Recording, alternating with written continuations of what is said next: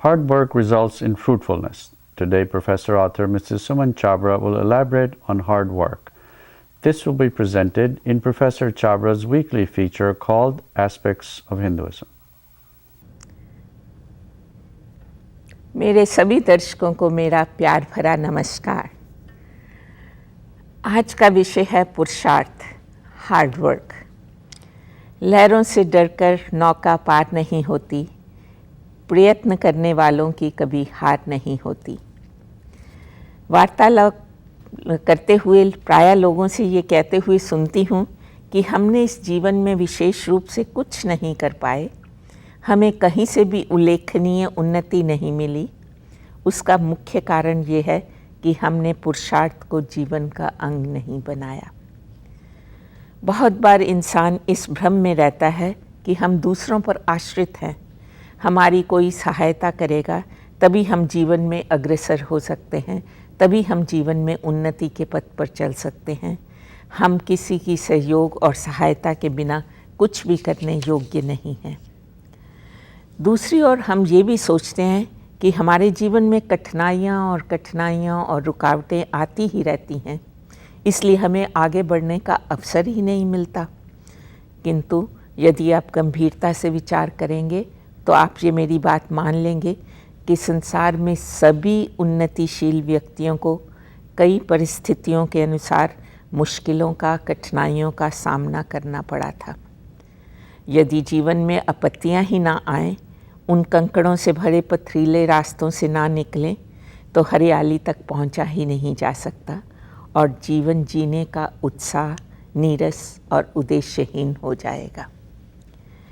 ईश्वर ने मनुष्य को स्वयं में ही पूर्ण बनाया है। उसने बड़ी कारीगरी से मानव के शरीर, मस्तिष्क और उसमें आत्मा का भी समावेश किया है। एक एक अंग का निर्माण करके उसमें अलग अलग शक्तियाँ भी भरी हैं, जैसे आपके आँखों से देखना, कानों से सुनना, नासिका से सूंघना, जीभा से स्वाद और बुद्धि से, मस्तिष्क से सोच विचार करना। किंतु उन शक्तियों को विकसित करने का कार्य इंसान के ऊपर ही छोड़ दिया है।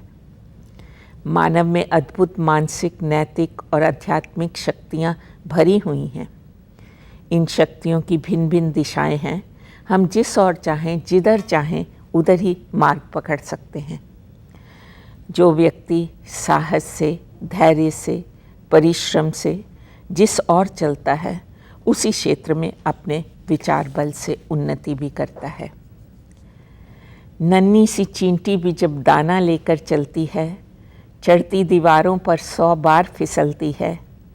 मन का विश्वास रंगों में सहस भरता है, चढ़कर गिरना, गिरकर चढ़ना ना उसे अखरता है।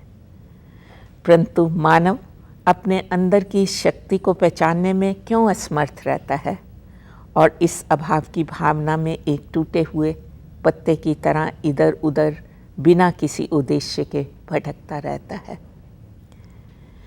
हम वैज्ञानिकों के आविष्कारों पर, कलाकारों की कला देखकर, धन कुबेरों की सफलताएं देखकर आश्चर्यचकित तो होते हैं, किंतु क्या ये सब उनके पुरुषार्थ और उनकी कड़ी परिश्रम का परिणाम नहीं है? अपने मानसिक राज्य में हम सब स्वतंत्र हैं। अपने जीवन के नियमित करने के निर्माता भी हम ही हैं।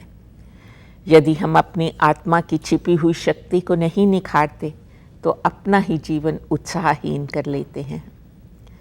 योजना से, निश्चित उद्देश्य के साथ जिएं तो जीवन सरल और सुखी प्रतीत होने लगता है। हम अनर्थ कार्यों से उन्मुख रहें और एक उत्साहपूर्ण, आशापूर्ण और प्राणपूर्वक जीवन जिएं। हरिवंश राय के बच्चन के शब्द ये हमेशा मेरे कानों में गूंजते हैं कि असफलता भी एक चुनौती है, उसे स्वीकार करो। क्या कमी रह गई देखो और उसमें सुधार करो।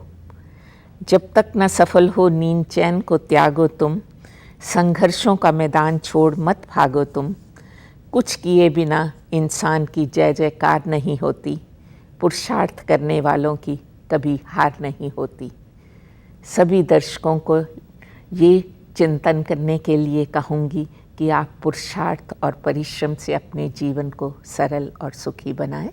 धन्यवाद। नमस्कार।